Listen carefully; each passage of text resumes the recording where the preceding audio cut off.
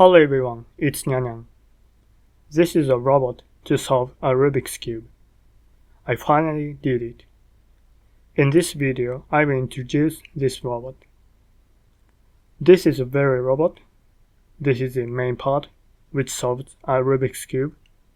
And this is the control part, which includes the circuit board, computer, and this power supply. These are arms which can move in this way. This part rotates and it holds the Rubik's Cube in this way.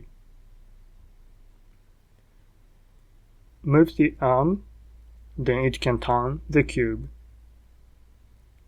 I designed originally this arm, and I think the shape is the best.